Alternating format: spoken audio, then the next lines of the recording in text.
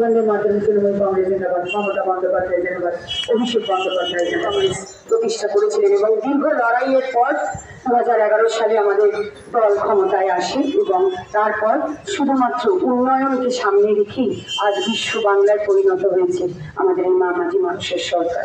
তৃণমূল কংগ্রেস মানে প্রতিবাদ, তৃণমূল কংগ্রেস মানে লড়াই, তৃণমূল কংগ্রেস মানে এই যে কেন্দ্রের যে জনবিরোধী সমস্ত নীতি তার বিরুদ্ধে প্রতিবাদ করা। আমাদের লড়াই চলছে এবং চলবে এবং সকল তৃণমূল কংগ্রেসের কর্মীদের আমি অনুরোধ করব যে ঠিক যেভাবে মাননীয় মুখ্যমন্ত্রী মমতা বন্দ্যোপাধ্যায় 3 বারের মুখ্যমন্ত্রী 7 বারের সাংসদ, এমনি তো হয়নি, তিনি তো মানুষকে পরিষেবা দিয়েই মানুষের জন্য কাজ করি মানুষের ভোটে নির্বাচিত হয়ে আজ এই জায়গায় পৌঁছেছেন। তাই তার যে স্বপ্ন, তার যে বাংলাকে যেভাবে তিনি দেখেছেন, স্বপ্ন দেখেছেন, সেই বাংলাকে আরো সুন্দর করে সাজিয়ে তুলতে তৃণমূল কংগ্রেসের সকল কর্মীরা আমরা ঐক্যবদ্ধ হয়ে আমরা লড়াই লড়বো। কথা দিন আমাকে। আমি বেশি কিছু আমার কর্মীদের বলবো না, তারা যথেষ্ট ম্যাচিওর, তারা পরিণত। আমি এখানে সকলের থেকে বয়সী এবং অভিজ্ঞতায় ছোট, আলপনাদিও এসে গেছেন আমাদের মাঝে। আমি শুধু একটাই কথা বলবো, মানে বলে না সমাজদারো কে ইশারায় কাফি হয়, তাই আমি একটাই কথা বলবো, যাহারা তোমার বিষাইছে বায়ু, যাহার নিভাইছে তব আলো, তুমি কি তাদের ক্ষমা করিয়াছ, তুমি কি বেসেছ ভালো? তুমি কি তাদের ক্ষমা করিয়াছ যে আমাদের নেত্রীকে কালিমালিপ্ত করার চেষ্টা করেছে? তুমি কি তাদের বেসেছ ভালো যে আমাদের বাংলাকে কলুষিত করার চেষ্টা করেছে? বেসেছ কি না? তো এর জবাব কিন্তু আমাদের দিতে হবে, ঐক্যবদ্ধ হবে। কিভাবে দিতে হবে? আমাদের মানুষের জন্য আরো কাজ।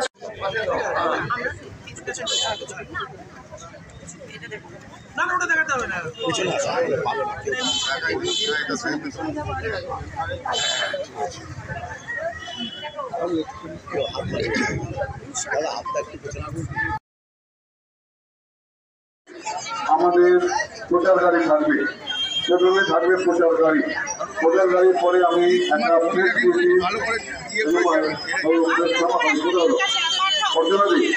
অর্জনাদি কয়েকজনকে মেয়েকে নিয়ে আপনাদের প্রেসটা নিয়ে যেতে পারবো।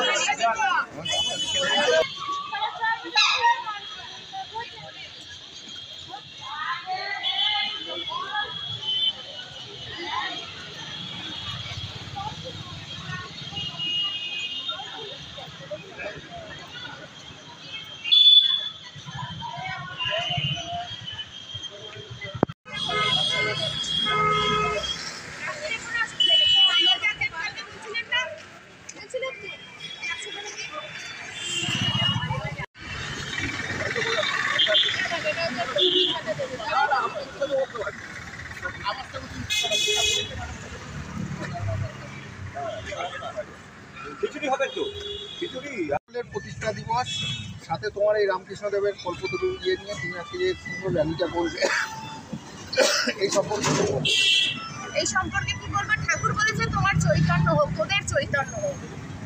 আজকে হচ্ছে আমাদের কাছে খুব স্মরণীয় একটা দিন।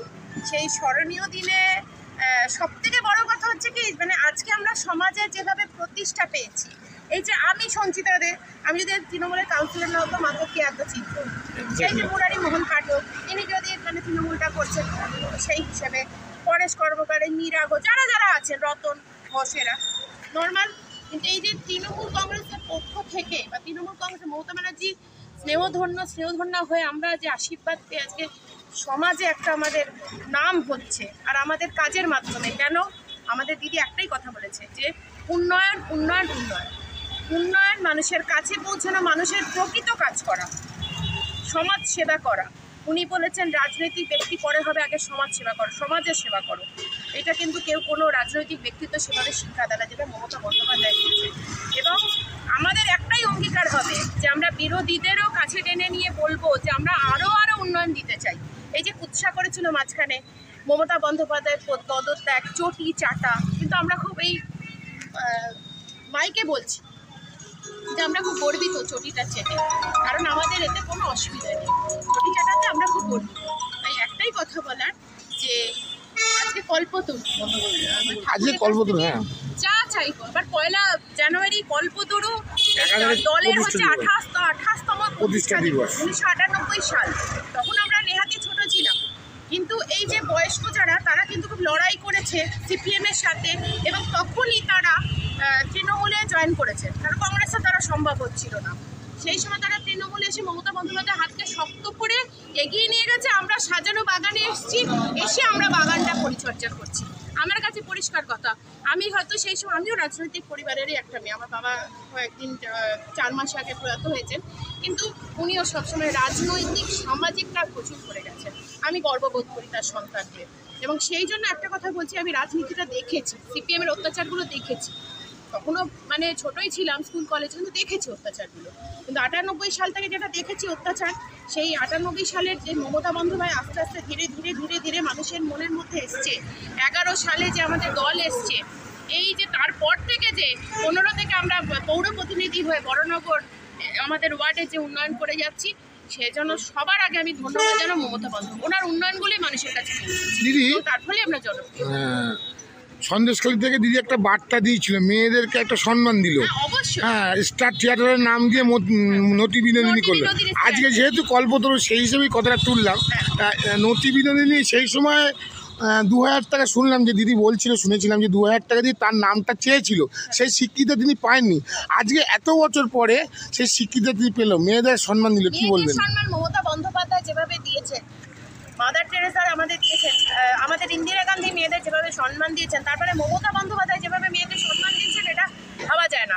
আজকেই আমার ওয়ার্ডের একটি মহিলা বলছিলেন, হ্যাঁ, যে মমতা বন্দ্যোপাধ্যায় লক্ষ্মী ভাণ্ডার 2000 টাকা করে দেবে। জানো মানে কত আনন্দ তাদের, এই মহিলাদের।